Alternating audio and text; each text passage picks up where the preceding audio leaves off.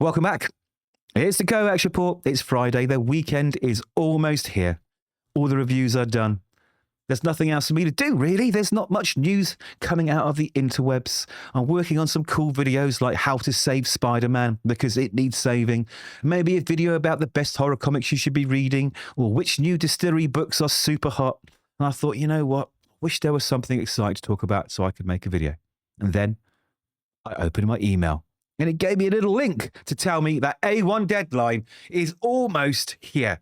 It is almost here, and we're going to talk about that today because this is something you cannot miss. Now, before that happens, you can tell I'm super excited, so if I get carried away, just bear with me. But like the video if you can, and hit subscribe too. I'm trying to build an honest opinion channel, a channel that's bereft of all the pressure that some of the larger media have, where they have to say everything's great and have to praise every creator. No, no, no. This is an honest channel, an average Joe just saying what he thinks. Now, you can agree with it or disagree with it, but the best thing to do about it is talk about it, and that's why we love comics. So we're going to talk about A1 Deadline. What are A1 Deadline? Well, two of the most legendary British anthology comics of the 80s and 90s and beyond, showcasing some of the greatest creators to ever put pen to paper or brush to canvas. Yes, they are back.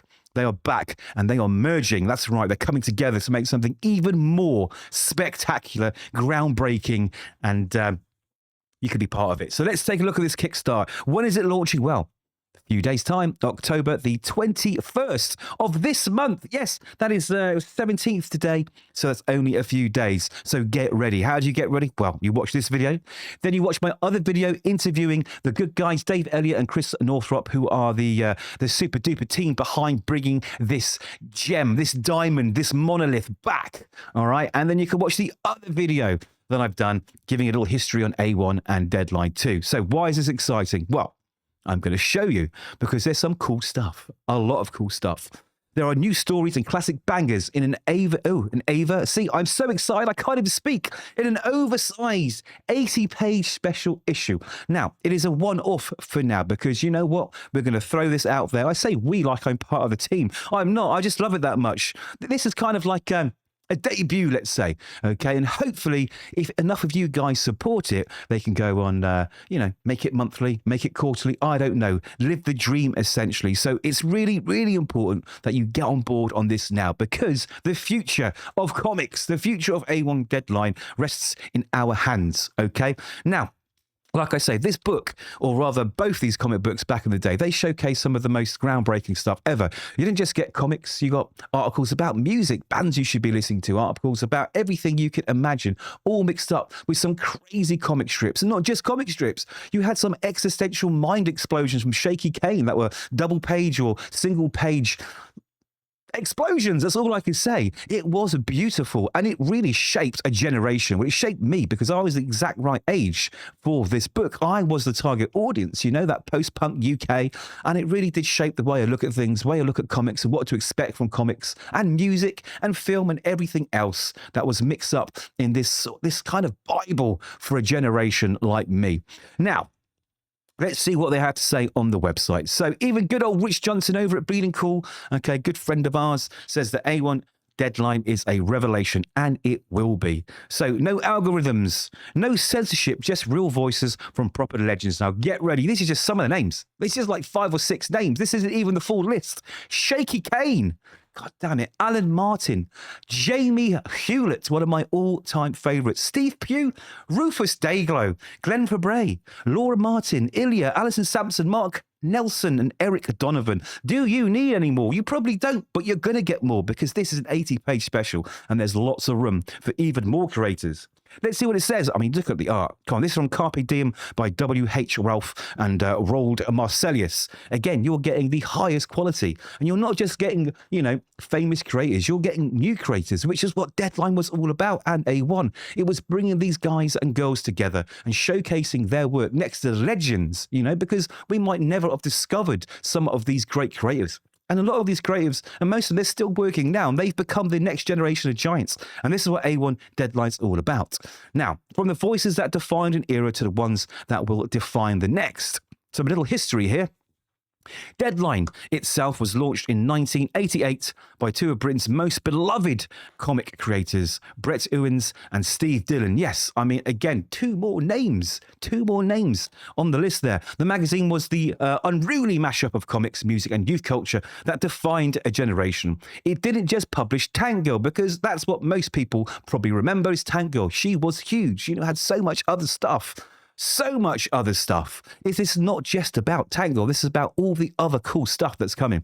It launched her into this cultural stratosphere with its blend of cutting-edge art, indie band features, and countercultural attitude. Deadline became the voice of a pissed-off, plugged-in post-punk UK. Now, A1 was created by Dave Elliott, who took over Deadline actually for a long, long time. Now, both of the guys behind this, Dave Elliott and Chris Northrop, they are doing an amazing job. Luckily, I've been able to talk to them behind the scenes, and I know what's coming. And boy, oh boy, it's exciting. These two guys have put so much love.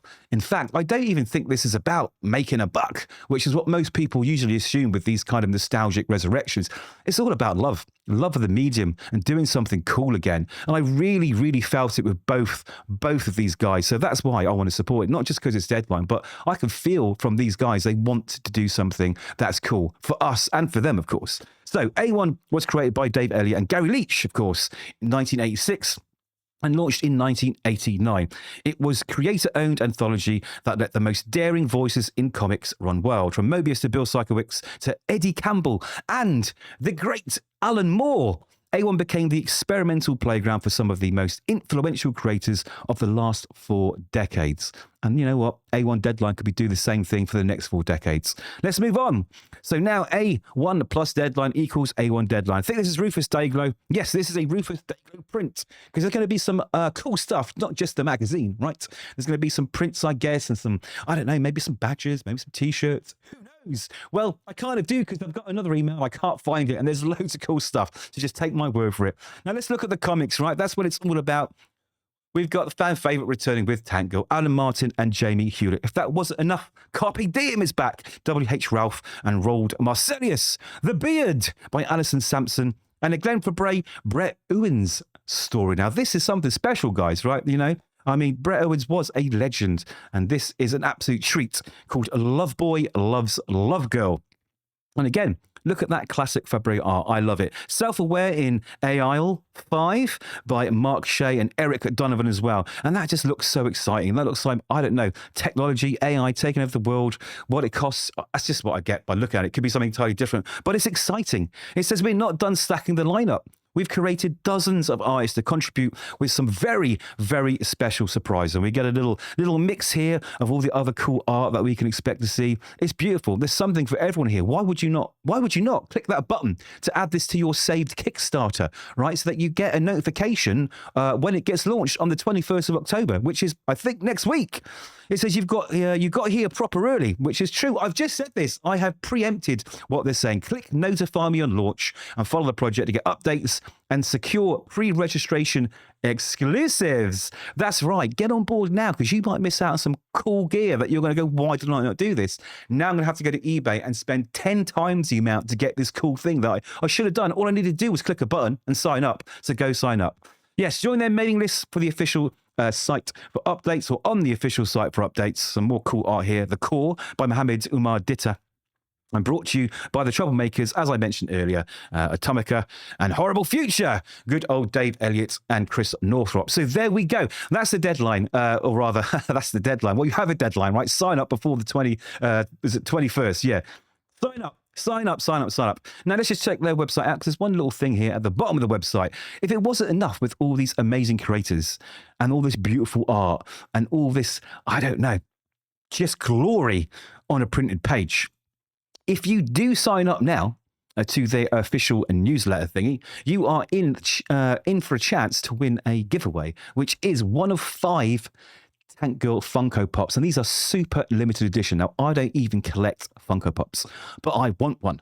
Wink, wink. All right. So if I do win one, right, I will be even more excited, and you could be that excited too. So get on board. Just get on board. Go to the website, sign up.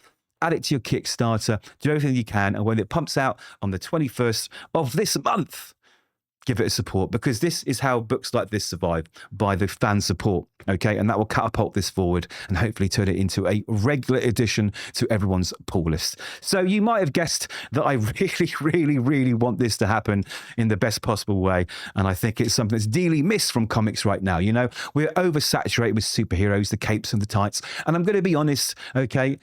A lot of it is crap, right? And let's be honest, a lot of the superhero stuff nowadays ain't great. There are some great books coming out, but the number of great books compared to the number of bad books, that shouldn't be, the ratio that it is now. There's some cool stuff coming out from indie creators, from Image, from Only Press, from Distillery, Ignition Press, right? And this is what comics is about. It's about those indie books. That's what Deadline's about. And some of these creators that have been in there are great names already, but let's help the ones who aren't great names get out into the world and be seen more, because that just gives us more cool comics, right? And what else could you ask for? Not much more. So there we go, A1 Deadline special. October the 21st, it goes live on Kickstarter. Check out the website, sign up to their newsletter, add it to your Kickstarter. All the details should be in the caption after this video. Thanks for listening. Like if you can. Please do hit subscribe. It will help me grow the channel, and I get to talk about comics even more that way. So thank you in advance, guys. We'll see you soon. Take care. Bye, A1 Deadline.